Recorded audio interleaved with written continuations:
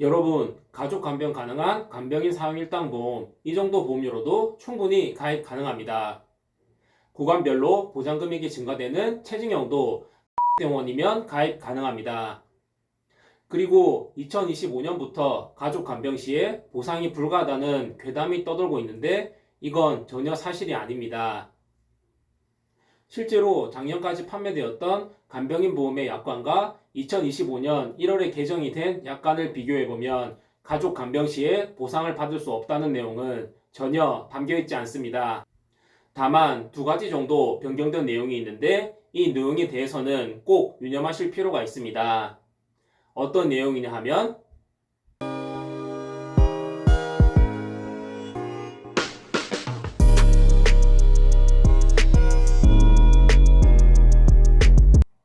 반갑습니다. 보험라이프 김팀장입니다.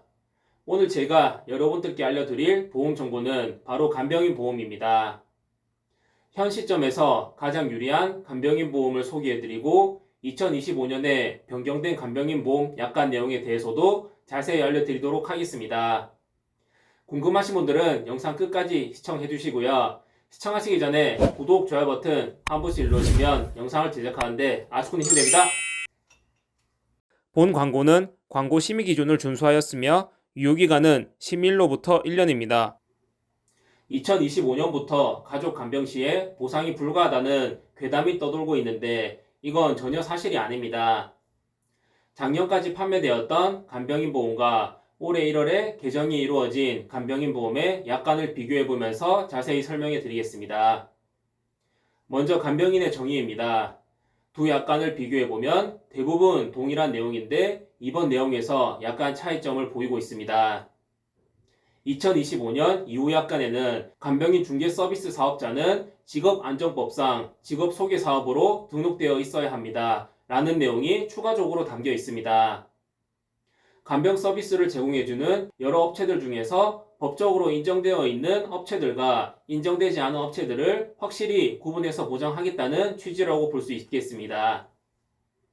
여기서 여러분들이 주의하실 점은 2025년 이전 약관에는 이러한 내용이 담겨 있지 않지만 실무상이건 기존 보험에서도 소급 적용이 되고 있다는 점입니다. 즉, 약관 변경 전 상품이라고 해도 직업안정법상 직업소개사업으로 등록되어 있지 않은 곳에서 간병 서비스를 제공받는다면 보상받기가 힘들다는 것이죠. 이 부분에 대해서 크게 염려하실 필요가 없는 게 간병인 서비스 이용 시 많은 분들이 사용하시는 직업안정법상 직업소개사업으로 등록되어 있습니다. 다음은 간병인 사용 시 보험금 청구 사료와 관련된 약관 내용입니다. 청구 서류와 관련해서도 2025년 이전 약관과 이후 약관을 비교해보면 대부분 동일합니다. 다만 5번 항목에 나와 있는 회사는 간병인 필요 사유 및 실제 사용 여부 확인이 필요한 경우에 추가적인 증빙 서류를 요청할 수 있습니다. 이 내용에 대해서 상세한 설명이 없는 2025년 이전 약관과 달리 2025년 이후 약관에는 추가적인 증빙 서류에 대해서 자세히 열거가 되어 있습니다. 추가적인 증빙 서류에는 간병인 사용 계약서, 간병인 사용 확인서, 간병 근무일지, 간병 기록지 등이 포함됩니다. 딱 이 내용만 보신다면 청구 서류가 너무 복잡해진 것 같다고 느껴지시겠지만 사실 업계에서 실무를 진행하고 있는 제 입장에서 본다면 별다른 차이가 없습니다. 2025년 이전에도 정확한 간병 기록 확인을 위해서 이러한 청구 서류들을 보험사에서 요구하는 경우가 많았기 때문이죠. 보험금 과다 청구, 실제 간병인 역할 수행 여부 등의 도덕적 해이 방지를 위해서 이와 같은 서류들을 구체적으로 확인하겠다는 취지일 뿐 가족 간병 시 보상 여부와는 아무런 관계가 없습니다. 이 내용들을 종합해보면 2025년 이후부터 가족 간병 시 보상이 안 된다는 소문은 전혀 사실이 아닙니다. 직업안정법상에서 인정되는 사업기관을 통해서 간병 서비스를 받고 간병인 사용 계약서에 나와 있는 절차대로 간병인 역할을 잘 수행했다면 가족 간병 시에도 문제없이 보상이 가능하겠습니다. 단 여기서 주의하실 점은 이건 기존에 가족 간병 시 보상이 가능했던 상품에 대한 설명입니다.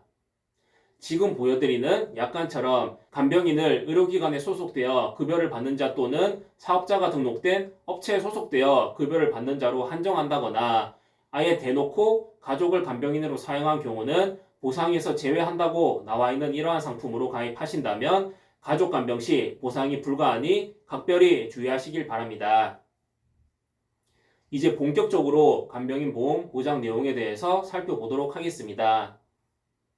오늘 소개해드릴 간병인 사용일당 보험은 질병이나 사고로 병원에 입원하여 약관에서 정한 간병인을 사용한 경우에 1일당 약정된 금액을 보상해주는 보험입니다.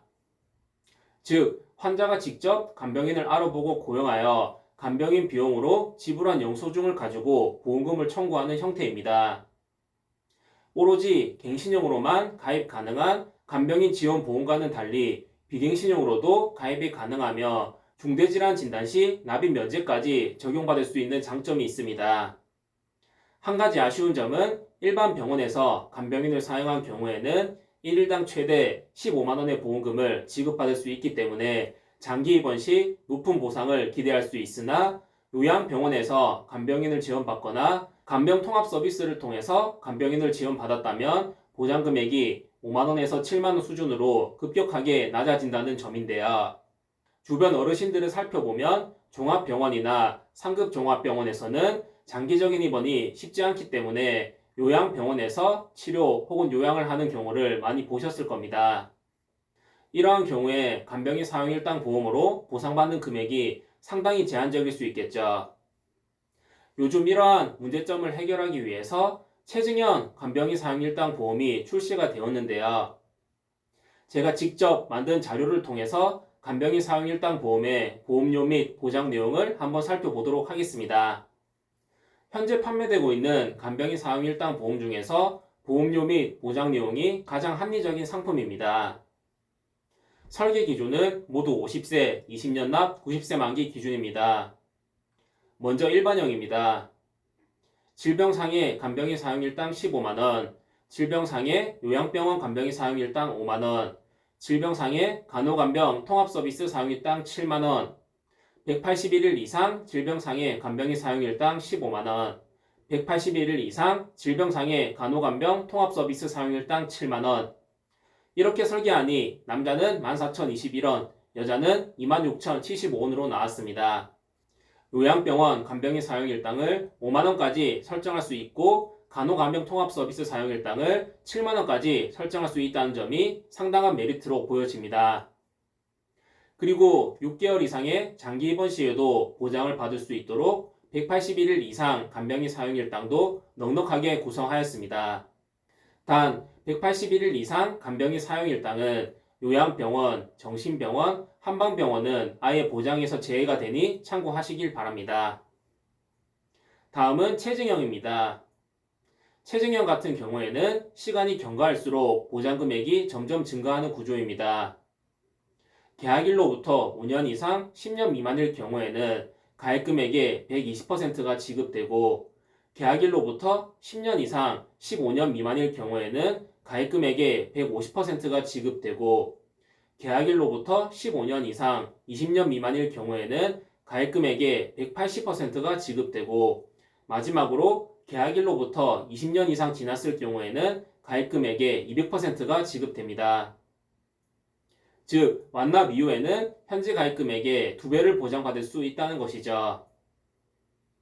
질병상해 간병인 사용일당 15만원, 질병상해 요양병원 간병인 사용일당 5만원, 질병상해 간호간병 통합서비스 사용일당 7만원, 181일 이상 질병상해 간병인 사용일당 15만원, 181일 이상 질병상해 간호간병 통합서비스 사용일당 7만원. 이렇게 설계하니 남자는 19,851원, 여자는 41,916원으로 나왔습니다. 일반형과 비교했을 시 남자는 약 41%, 여자는 약 60% 정도 보험료가 증가합니다. 다음은 유병자 기준입니다. 355 유병자 보험보다 보험료가 더 저렴한 310 유병자 보험입니다. 설계 기준은 마찬가지로 모두 50세, 20년 납, 90세 만기 기준입니다. 먼저 일반형입니다. 질병상해 간병인 사용일당 15만원, 질병상해 요양병원 간병인 사용일당 5만원, 질병상해 간호간병 통합서비스 사용일당 7만원, 181일 이상 질병상해 간병인 사용일당 15만원, 181일 이상 질병상해 간호간병 통합서비스 사용일당 7만원. 이렇게 설계하니 남자는 21,028원, 여자는 25,708원으로 나왔습니다. 다음은 유병자 기준 체증형입니다. 계약일로부터 5년 이상 10년 미만일 경우에는 가입금액의 120%가 지급되고, 계약일로부터 10년 이상 15년 미만일 경우에는 가입금액의 150%가 지급되고, 계약일로부터 15년 이상 20년 미만일 경우에는 가입금액의 180%가 지급되고, 마지막으로 계약일로부터 20년 이상 지났을 경우에는 가입금액의 200%가 지급됩니다. 질병상해 간병인 사용일당 15만원, 질병상해 요양병원 간병인 사용일당 5만원, 질병상해 간호간병 통합서비스 사용일당 7만원, 181일 이상 질병상해 간병인 사용일당 15만원, 181일 이상 질병상해 간호간병 통합서비스 사용일당 7만원. 이렇게 설계하니 남자는 32,090원, 여자는 41,615원으로 나왔습니다. 유병자 기준 일반형과 비교했을 시 남자는 약 52%, 여자는 약 61% 정도 보험료가 증가합니다. 영상을 집중해서 시청하신 분들이라면 눈치채셨을 텐데, 간병인 사용일당 보험은 일반 표준체 유형과 유병자 유형을 비교했을 시 보험료 및 보장 내용에서 큰 차이가 없습니다. 특히 여성 기준으로는 보장 및 보험료가 거의 동일한 수준입니다. 이 정도면 고혈압, 고지혈증, 당뇨 등의 만성질환으로 약을 드시고 계시거나 다른 병약이나 보험금 청구 이력 때문에 일반 표준체로는 가입이 어려운 분들도 충분히 보험료 부담 없이 가입하실 수 있을 만한 보험이라고 생각됩니다. 그렇다면 여기서 궁금증이 한 가지 생기실 텐데, 일반형과 체증형 중에서 어떤 상품으로 가입하는 게 더 유리한가입니다. 저는 개인적으로 본인 나이가 60세 미만이라면 체증형, 60세 이후라면 일반형, 이렇게 가입하시는 게 유리하다고 판단되는데요. 그 이유에 대해서 말씀드리자면, 본인 나이가 60세 미만이라면 가입 이후에 간병인을 써야 될 정도로 아플 시기가 최소 10년에서 20년 후라고 생각됩니다. 즉, 특별한 경우가 아니고서는 보험가입 이후 한참이 지나서 간병인을 쓸 것으로 예상되므로 일반형보다 보험료가 높더라도 추후에 가입금액이 2배나 증가되는 체증형이 유리하다고 생각됩니다. 반면에 60세 이상의 장년 및 고령층에 해당되시는 분들은 보험가입 이후 단기간 이내 간병인을 쓸 수도 있습니다. 즉, 최소 5년에서 최대 20년이 지나야만 보장금액이 증가되는 체증형보다는 보험료가 저렴한 일반형이 유리할 수 있습니다. 그리고 가장 중요한 점은 이 정도 연세에 해당되시는 분들은 소득이 굉장히 낮은 수준이기 때문에 반드시 보장보다는 보험료를 우선적으로 생각하셔야 됩니다. 만약에 체증형으로 설계해도 보험료 부담이 크게 없으시다면 두 가지 중에 어떠한 유형을 선택하셔도 상관없겠지만, 조금이라도 부담을 느끼신다면 그냥 일반형으로 선택하시길 바랍니다. 자, 이렇게 간병인 보험에 대해서 자세히 한번 살펴보았습니다.